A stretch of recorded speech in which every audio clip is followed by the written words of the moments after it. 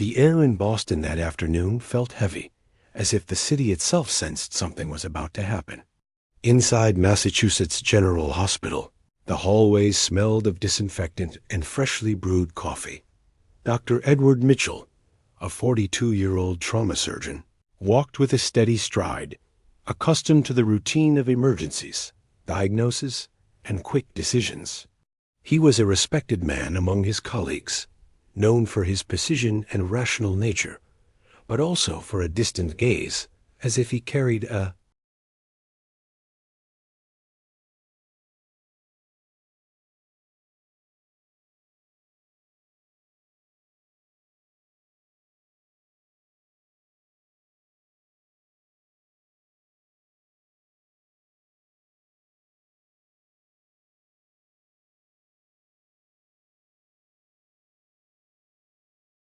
pale, breathing with difficulty, surrounded by tubes and machines. Nurse Margaret, always attentive, and with a cross hanging from her neck, murmured prayers as she adjusted the monitors. Edward watched her out of the corner of his eye. He didn't share her faith, but he respected her dedication. The patient could barely move his lips, though his eyes shone with a disconcerting serenity. Minutes later, when it seemed his body would give out, something happened. Edward saw it with his own eyes.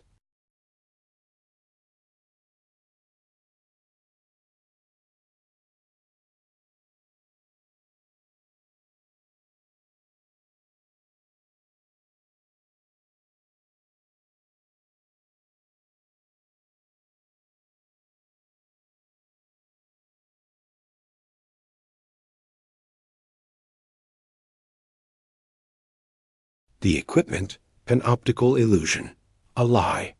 But his eyes had seen a dying man stand up in front of him, and that contradiction struck him with a force impossible to ignore. Margaret, tears welling in her eyes, clutched her chest. "Doctor, do you realize what just happened? It's a miracle." Edward swallowed, unable to respond. Inside him, reason battled an unfamiliar feeling, almost like a distant echo stirring memories of his childhood when he still believed in God. That night would mark the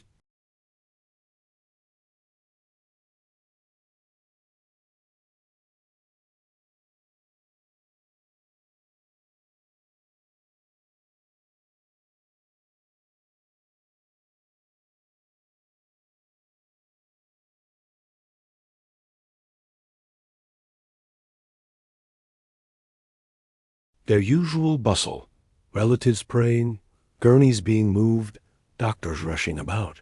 But inside that room, everything had changed.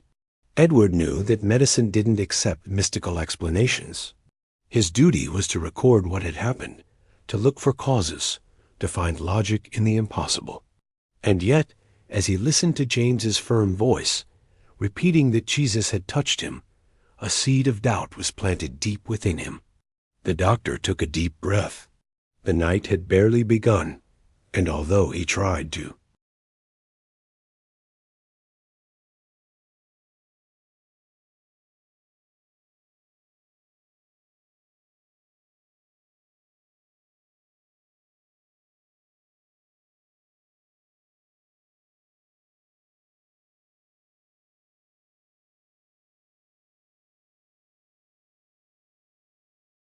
morning bustle of buses and the echo of bagel vendors on the corner.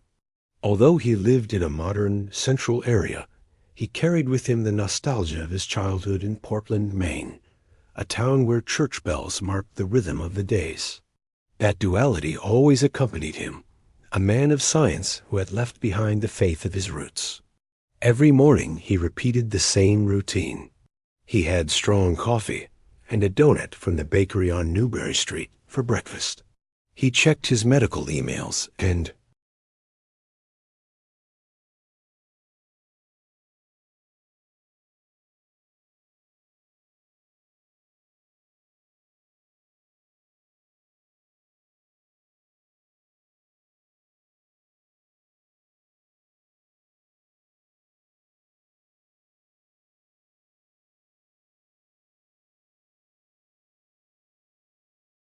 Life, the loss of his mother when he was just 17, had deeply affected him.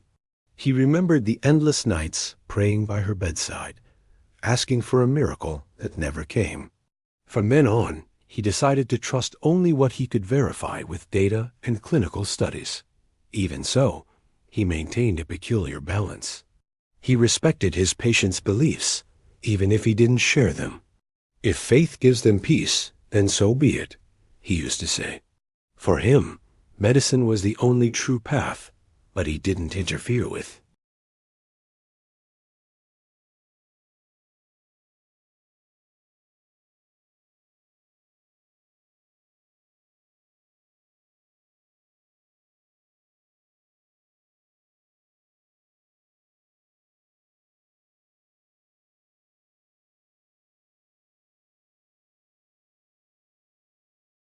Margaret would say with a smile, "And you should trust clinical studies more." Edward would reply with a touch of irony. On the other hand, David was Edward's mirror image. He had the same academic background and shared his skeptical view, albeit with a more mocking tone. Miracles only exist in the movies, he would repeat whenever someone mentioned stories of inexplicable healings. There was a complicity between the two doctors, and they engaged in long conversations in which they reinforced.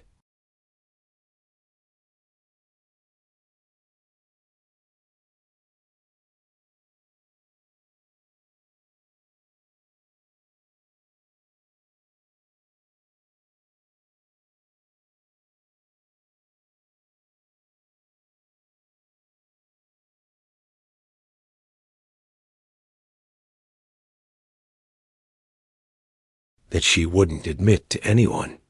That was her world, a fragile balance between the noise of the city, the rigor of medicine, and the memories of a past that still hurt.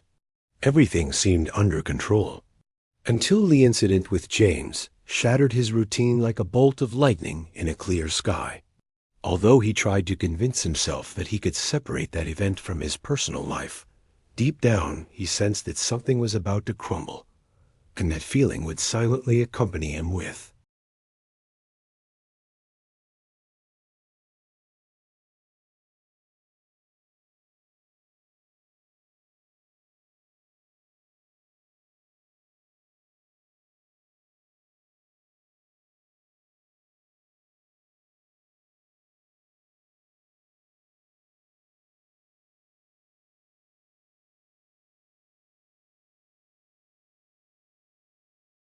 Outdoors, and his large hands still retained the strength of someone who had worked the land his entire life. His eyes, however, were what drew the most attention. They exuded a profound, almost luminous calm, as if they carried within them a certainty of something greater than the illness. When they placed him in the hospital bed, he looked around curiously, as if he had no fear of what was to come. Dr. Edward, upon meeting him, asked the routine questions. "When did the pain in your legs?"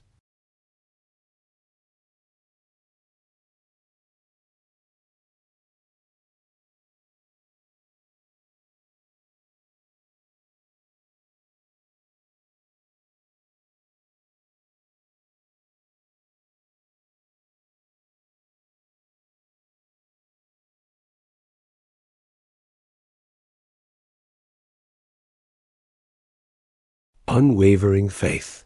In the first few hours of his stay, the farmer began to converse with Margaret, the nurse. Touched by his simplicity, she offered him company during the long nights in the hospital.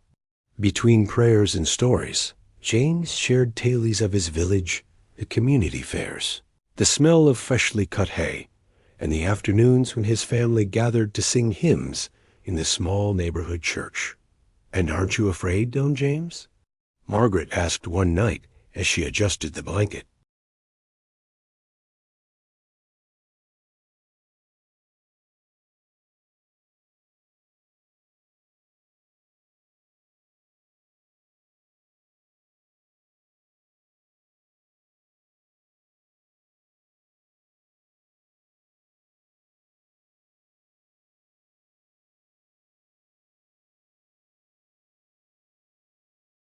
The pain became more intense, her muscles less responsive, and the nights grew longer.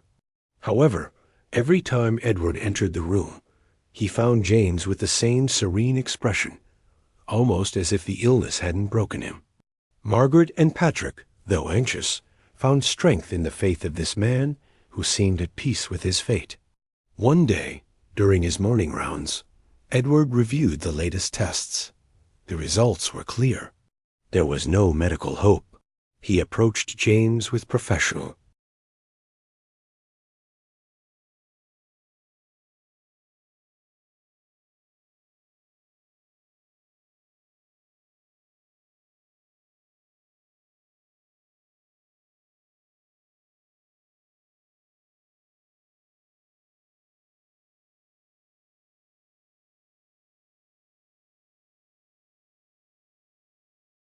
And that force, silent yet unwavering, was beginning to stir in Edward a discomfort he didn't know how to deal with.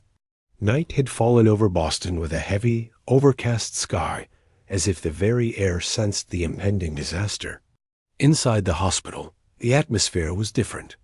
Cold lights, the hurried footsteps of doctors, and the hushed murmurs of relatives awaiting news. In James O'Connor's room, time seemed to slow down. His breaths were short, increasingly ragged, and beads of sweat formed on.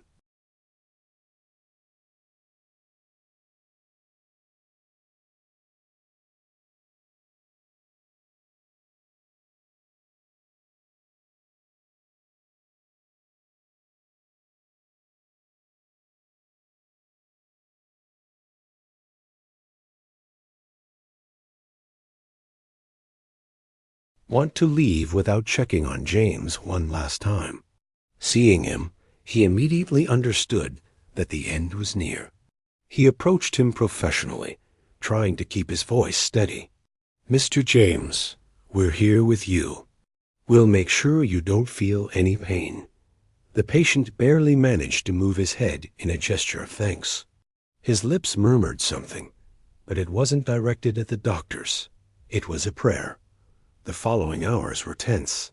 The heart monitor emitted intermittent alarms, signaling.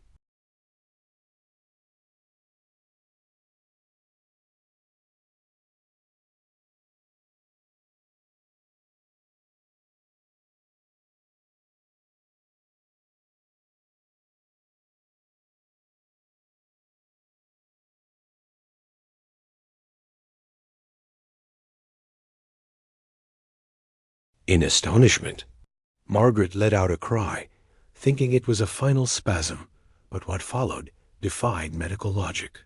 James, his voice clear and vibrant, uttered words that echoed through the room.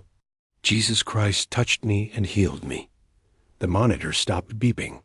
His vital signs stabilized, as if his body had been rejuvenated in a matter of seconds. Patrick, with tears of disbelief, ran to embrace his father. "Dad, are you standing? Are you alive?" Edward froze. His mind desperately searched for a cell.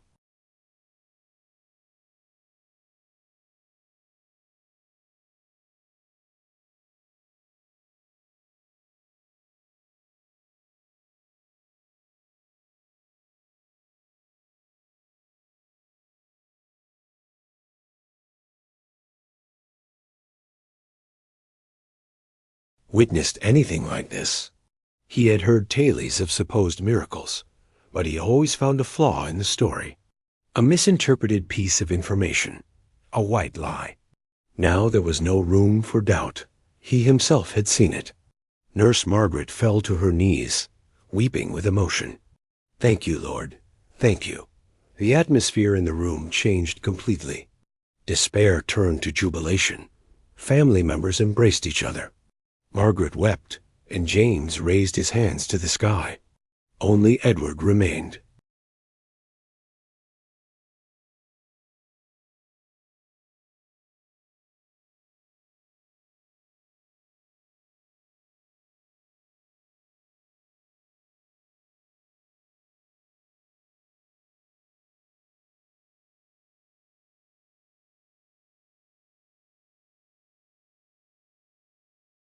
What he had seen was irreversible.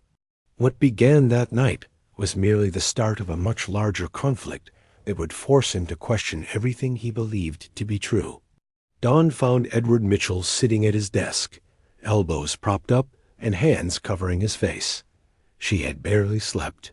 Every time she closed her eyes, the image of James sitting up in bed returned with a vengeance, like a lightning flash impossible to ignore. She had seen him, she had heard him. These weren't fabricated memories.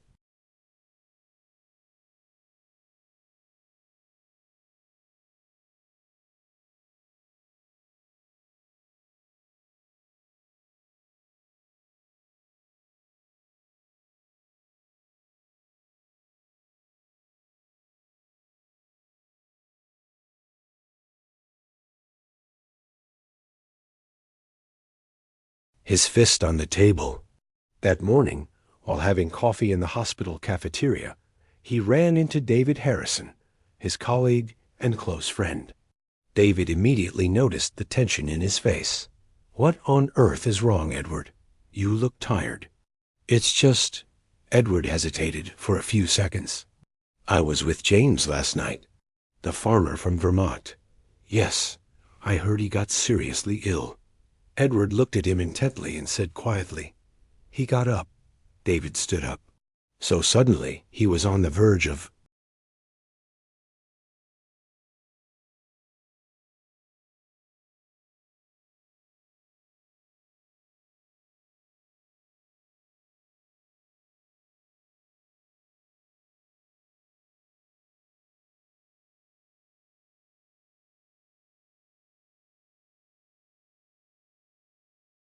It's strange. Edward wanted to believe it, but his friend's words couldn't erase what he had seen. It wasn't a mirage. It had been real. Later, in the corridors, Margaret approached with an excited smile. "You see, Doctor, I told you. God is great. Jesus touched Don James and brought him back to life." Edward replied gravely, "Margaret, please, can't we attribute something like this to a miracle?" "Then to what, Doctor?" She stared at him, tears welling in her eyes. "You were there yourself."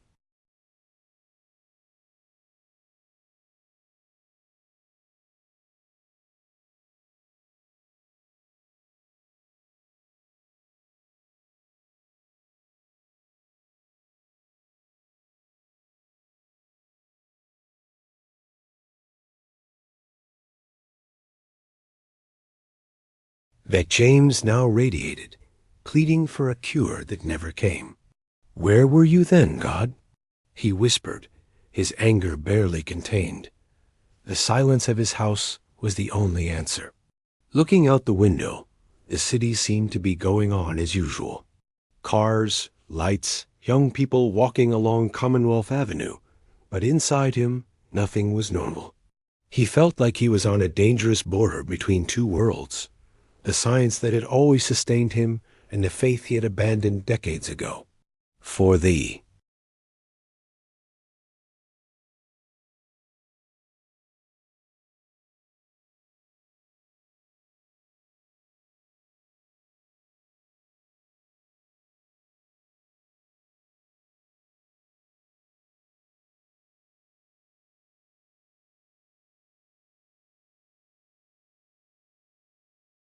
Find one, at least the clinical results would speak for themselves.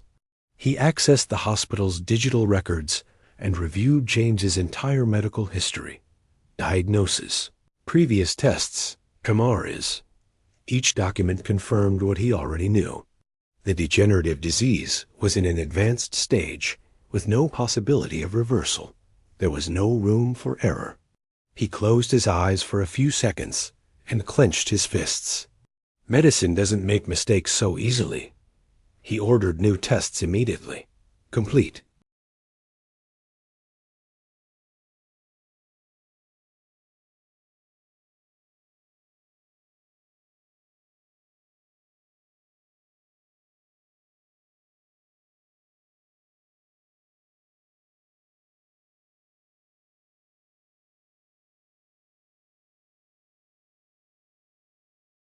sighed, raising his arms proudly.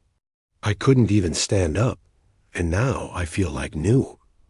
Edward just pursed his lips and replied coldly, "Let's wait for the results." Hours later, the first reports arrived on his desk. The inflammation levels, which had been sky high, were now within normal limits. Neurological tests showed healthy activity, with no trace of degeneration. The MRI, most surprising of all, revealed tissues that had been damaged just weeks before now appeared intact. Edward, read it.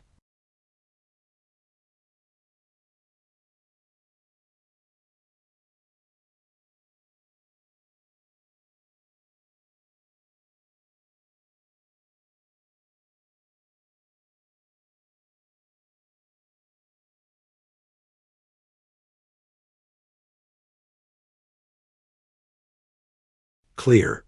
There's no medical explanation. Of course there is, his friend replied. Perhaps there was an error in the initial diagnosis, or the lab got confused. You can't judge a book by its cover. There was no mistake. I reviewed the first tests myself, and now I've reviewed these. It's the same patient. Silence fell for a few seconds. David shook his head and left, muttering that he wasn't going to be swayed by religious tailies. Edward, however, was left with an uneasy certainty. The data.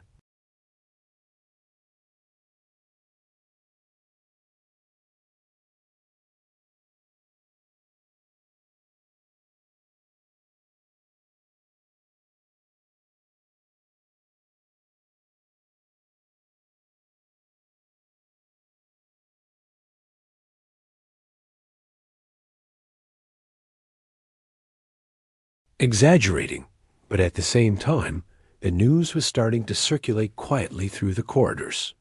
A man declared terminally ill had inexplicably recovered his health. Edward knew this. If the truth leaked out of the hospital, a scandal would be inevitable. But more than what people would say, what tormented him was something deeper. For the first time in decades, he wasn't sure he could blindly trust the science he so vehemently defended, and that crack in his certainty was just the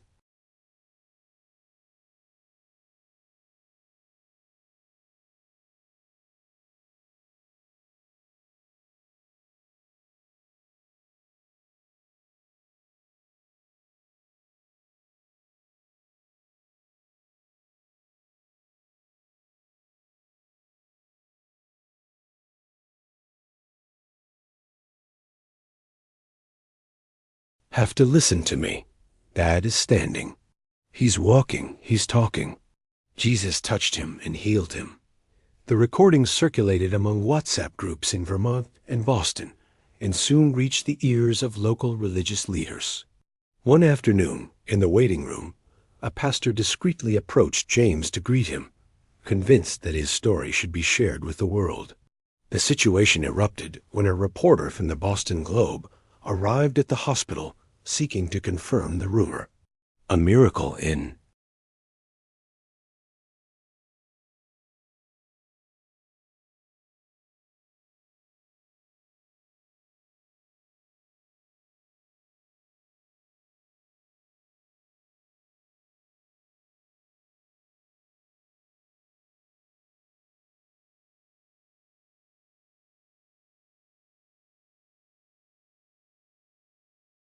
a headache. The administration summoned the doctors in charge. This hospital is a healthcare facility, not a sanctuary, the director said firmly, slamming his fist on the conference table. We cannot allow this to become a circus. I demand absolute silence on this matter. Edward remained silent. He had tried to process the medical findings, and now he had to deal with the external pressure. Science demanded caution, but public opinion thrived on mystery. In the hallways, the gossip was,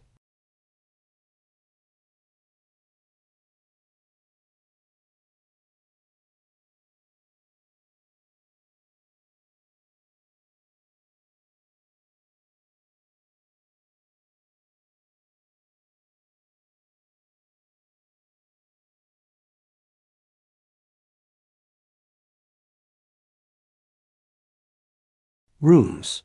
The hospital, a place dedicated to science, was transforming into a battleground between faith and reason. One afternoon, David confronted Edward in the parking lot. "See what happens when you let this go on? Now everyone's talking about miracles. This will damage the hospital's reputation, and yours too." "What did you want me to do?" Edward replied wearily. "Lie?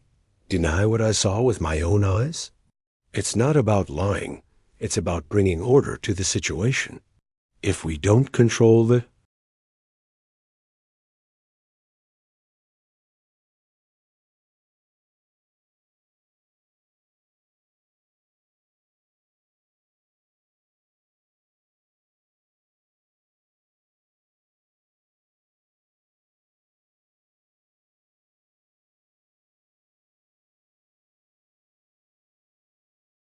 Starting to talk about what he had silently witnessed, and although he tried to stay out of it, he knew that the weight of public opinion would soon drag him into a maelstrom from which it would be difficult to escape. The media pressure and the rumors circulating through the hospital haunted Edward Mitchell. During his rounds, he could barely concentrate on his usual diagnosis. Every patient reminded him of James. Every hopeful face confronted him with the same question. What if what he?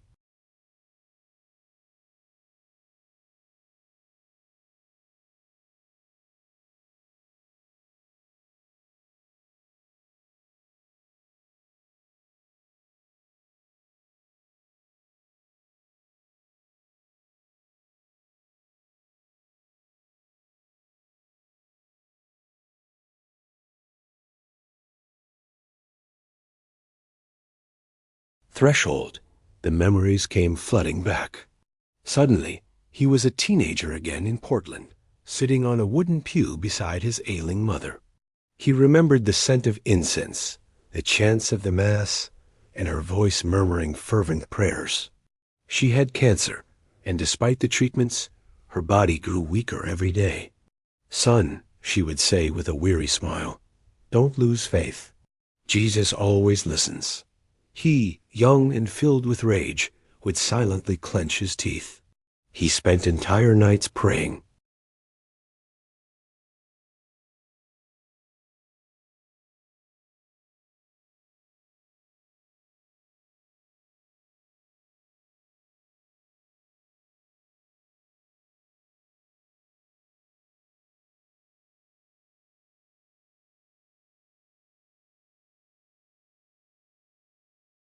Least offered certainty.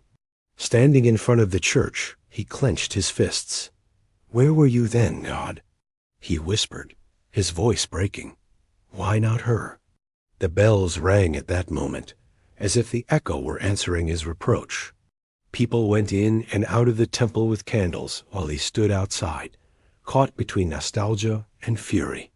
Back in his apartment, he took a box of keepsakes from a drawer one he hadn't opened in years. Inside, he found photographs of his childhood, him playing in.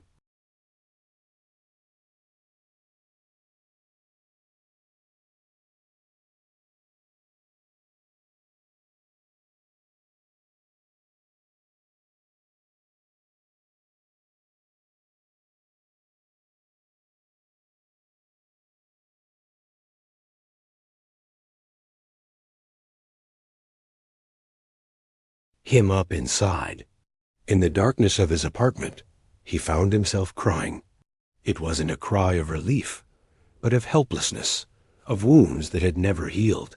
He understood that everything he was feeling wasn't just because of James, but because of the deep wound he had silently carried for over 20 years.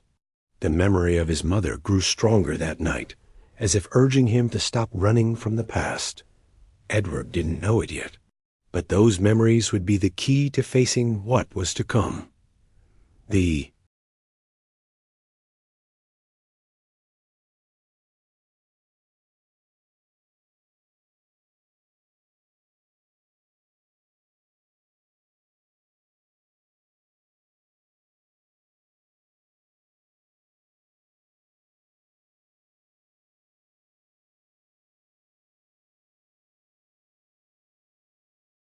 The The table. We're doctors, not quacks. The hospital's reputation is at stake. We need absolute silence on this matter. Someone raised their hand and asked, what should we say to the relatives who were demanding answers? The director replied without hesitation that here we treat patients based on science, not miracles, and anyone who says otherwise will get into trouble. The words echoed in Edward Mitchell's ears. He knew that message was partly directed at him. He had been a key witness.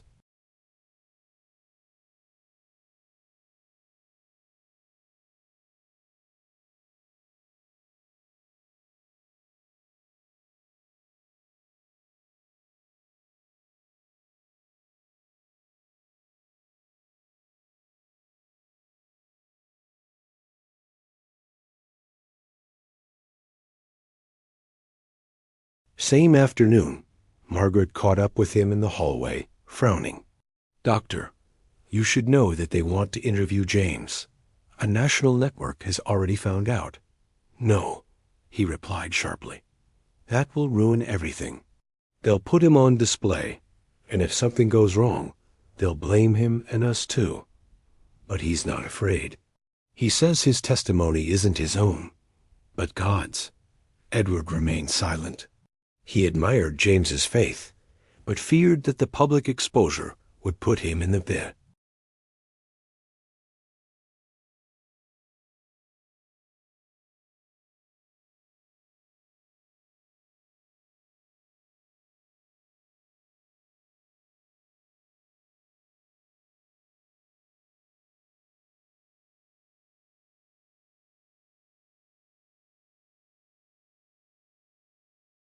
Already discussing the case. A panel of commentators was debating whether what had happened at the hospital was proof of a miracle or just quackery. Edward's name wasn't mentioned, but he felt like he was about to be swept into the eye of the storm. The next day, David intercepted him at the coffee shop. I warned you. This got out of hand. If you don't nip this story in the bud, you'll go down with it. So what do you want me to do, David? Deny what I saw? I want you to protect your career.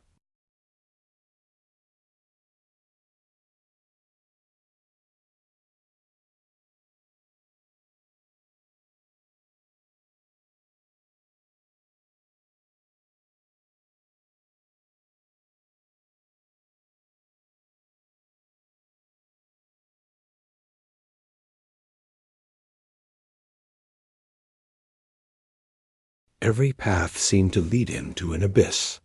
The following days were a whirlwind. Between rumors, threats, and the pressure from the hospital, Edward Mitchell felt the air in Boston had become too thick. He needed to escape, even if only for a few hours, from the suffocating corridors and the judgmental stares. It was then that he received the invitation that would change the course of his life. Doctor, James said one afternoon in the recovery room as he carefully folded a blanket. Why don't?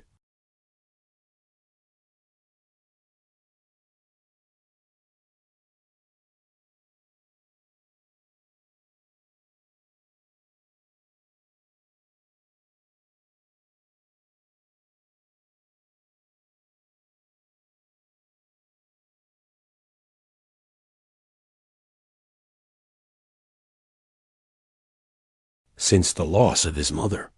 Finally, overcome by curiosity and an inexplicable desire, he accepted the invitation. The journey to Vermont was long, winding along mountain-lined roads and through picturesque towns swaying in the autumn breeze. As they traveled, Edward felt himself leaving behind the coldness of hospitals and venturing into a vibrant, colorful, and deeply rooted America. James recounted stories of his childhood, of community fairs, and of how the community always came together.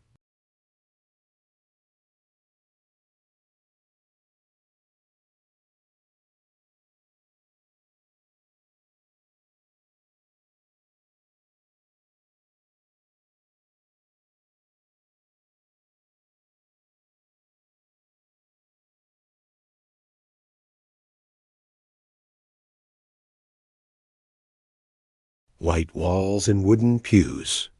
There, a group of neighbors gathered to sing hymns.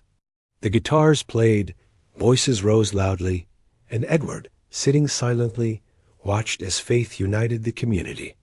A woman approached him with a smile. "You're the doctor who witnessed the miracle, aren't you?" Edward hesitated, but finally nodded.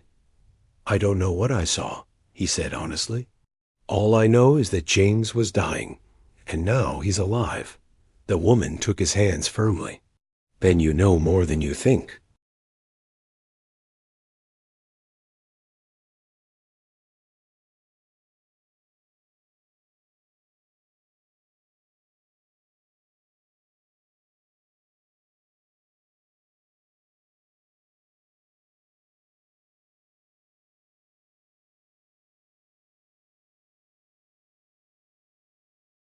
"I don't know. Perhaps answers, or perhaps I want to stop feeling this emptiness I've carried for years. So don't look for proof. Look to open your heart. Jesus doesn't always answer the way we want, but he's never gone." The words struck him hard. He thought of his mother, of her ignored prayers, of the anger that had been with him for so long. For the first time, he allowed himself to imagine the possibility that faith wasn't a deception, but a different way of looking at life. What had?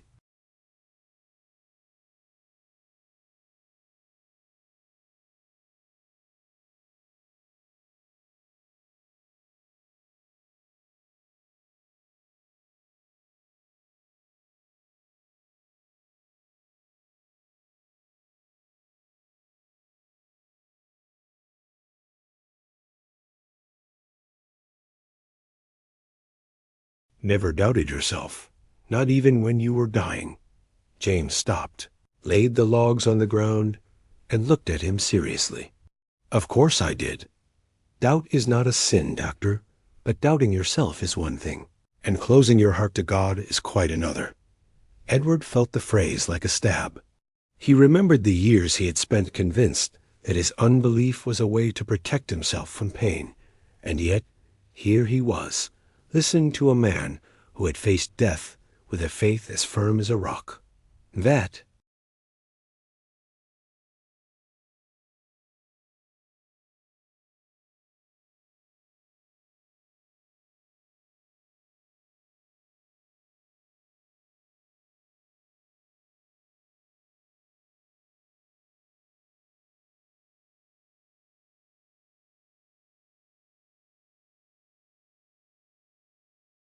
there was a long silence.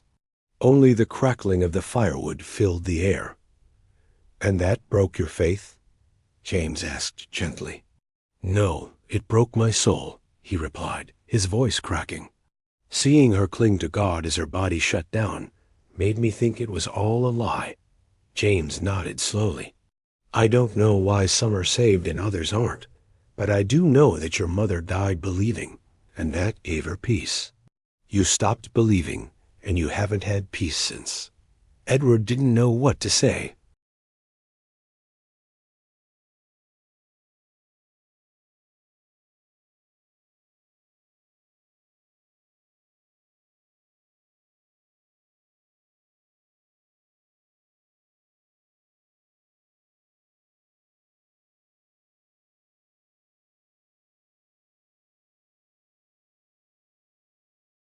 Paralysis in her legs asked them to pray for her.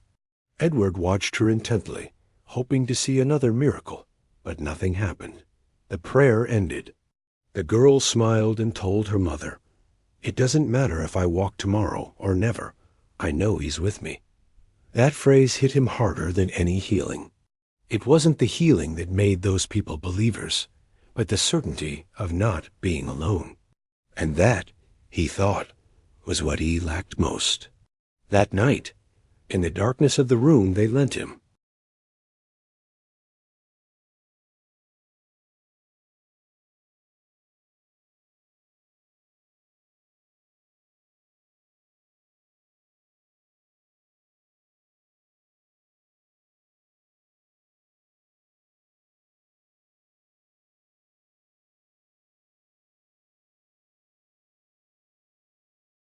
yet deeply moving ceremony. Edward Mitchell, still moved by his conversations with James, agreed to accompany him. The chapel was packed. Entire families occupied the wooden pews, and others stood in the aisles. Children scampered among the adults, and the pastor, an elderly man with a kind gaze, calmly prepared himself. James sat in the front row, next to his wife. Edward, a little further back, watched silently, unsure of what to expect. The ceremony began with joyful singing accompanied by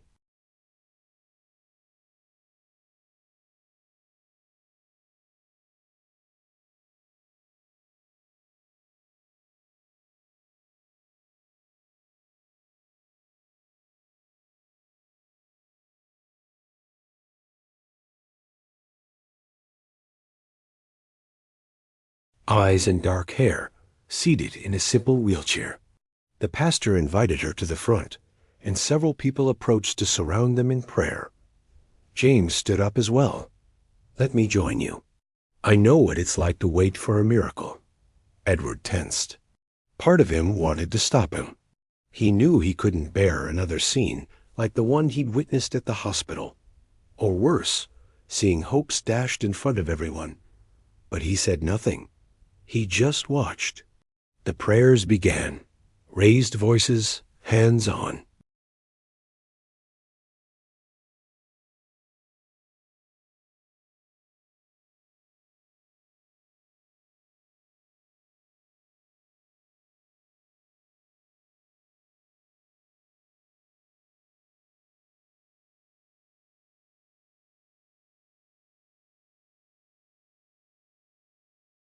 Back, his eyes glazed. James smiled, his arms outstretched, and Matthew, trembling, placed his feet on the ground. With difficulty, he got up, staggering but steady. He took one step, then another and another. The chapel erupted in tears and shouts of joy. Some knelt, others raised their hands, and many simply wept. Edward couldn't help it. He felt something break inside him. Tears welled up without warning, not only because of what he saw, but because of what it meant that they were still.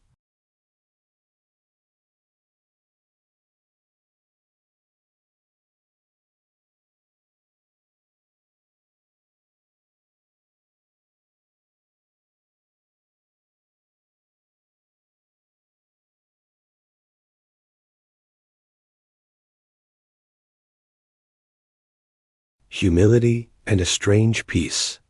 In the silence of the night, gazing at the stars above the field, Edward could only manage a single soft phrase: "Thank you for letting me see this." And inside, for the first time, he felt not the weight of doubt, but the warmth of a hope that was beginning to blossom. Just 2 days after the incident in the chapel, Edward Mitchell received an unexpected call. It was David, his old friend and colleague, whose voice sounded strained. "I'm in Connecticut. I'll be."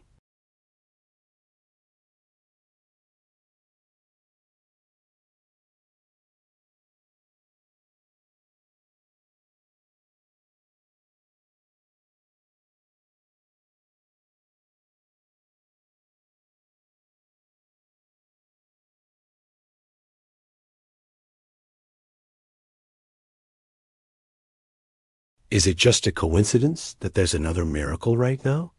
David blurted out. "Nothing's organized, David. You're in a town where people truly believe, and you seem to too. What the hell are you doing here? Have you forgotten what we are? Doctors, scientists, people who study, not people who kneel." Edward sighed wearily. What if not everything can be explained?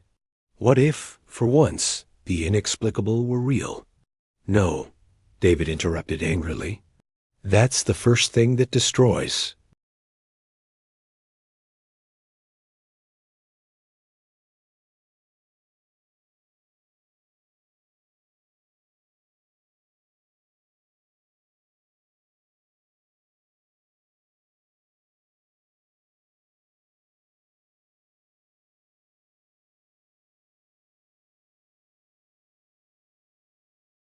Pastor, are you going to pray instead of operate?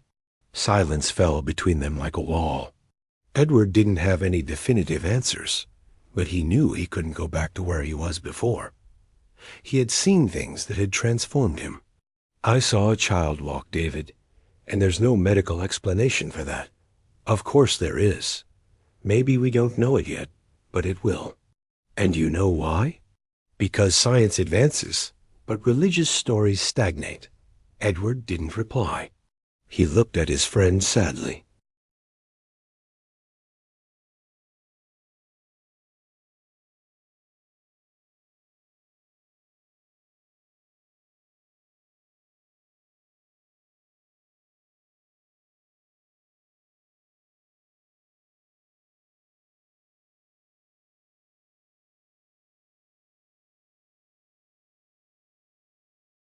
Perhaps it's true, precisely because it's beautiful, Edward replied.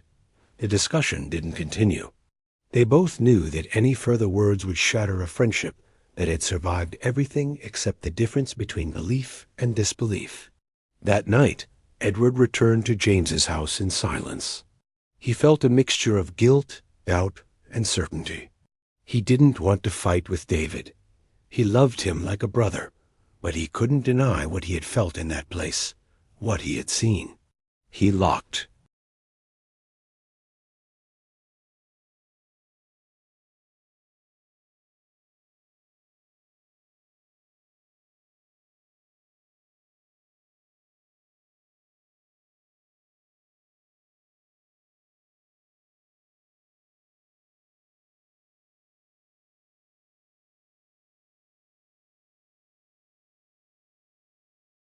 The warmth of the air was beginning to give way to a gentle breeze when James O'Connor called Edward to his backyard.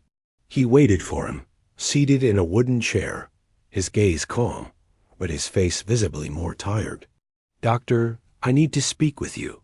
Edward approached silently, noticing that the sparkle in James's eyes was still there, even though his body looked different. There was something in his tone, in the way he looked at him, that set off an alarm bell inside. "Are you feeling okay?" "Not."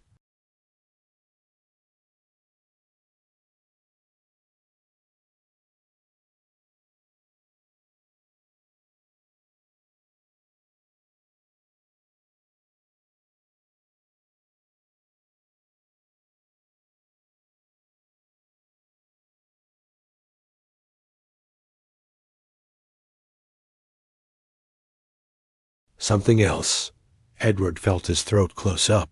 "But you were healed, and no one can take that away from me," James replied. "But now I understand that what I received wasn't just for me. It was so that others might believe.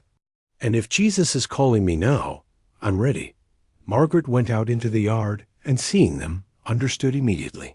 She approached silently, stroking her husband's shoulder. Patrick also peeked out from the doorway, his face somber. There was no need to say.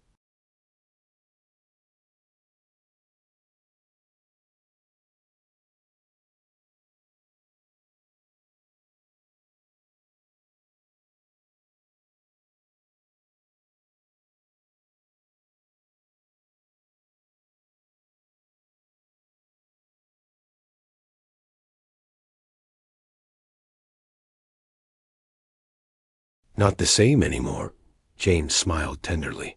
"That's more than enough." That night, the house was filled with relatives and neighbors.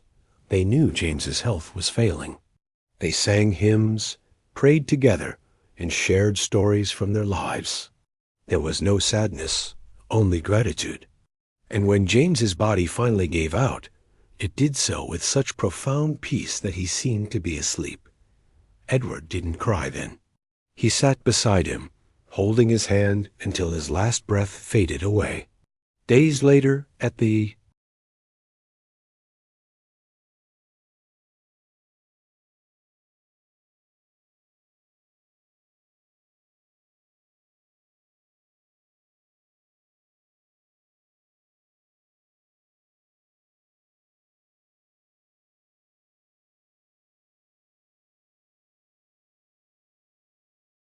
complete without compassion, without soul. He learned that there are questions that have no clinical answers, and that some wounds can only heal from within. The final decision wasn't to change professions or become a preacher. It was to open himself to the invisible, to that which cannot be touched but transforms, and that changed him forever. Weeks had passed since Edward Mitchell returned to Boston. The city was the same. The noise of traffic, the bustle of Commonwealth, the cafes full of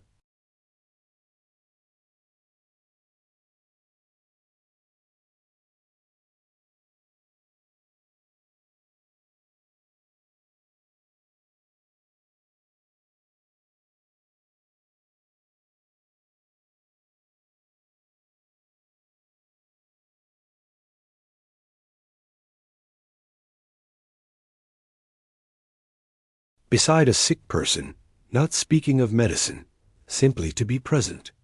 The rumors surrounding James's case didn't completely die down, but neither did they escalate as many had feared. Some still called him the miracle doctor, though he never proclaimed himself as such. His answer was always the same. I didn't do anything. I was just a witness. One afternoon, while giving a talk to new residents, one of them asked him what he thought about cases without scientific explanation. Edward was silent.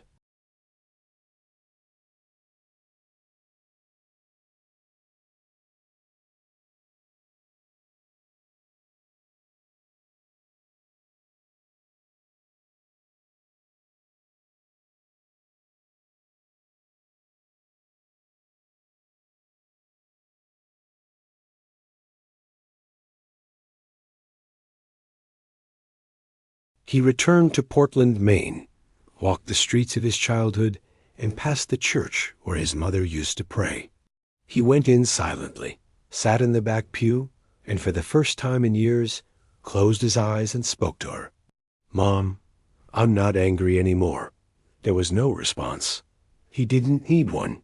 He felt that she had somehow accompanied him throughout the entire process. At the hospital, patients received him with more trust. His presence inspired something different. He was no longer just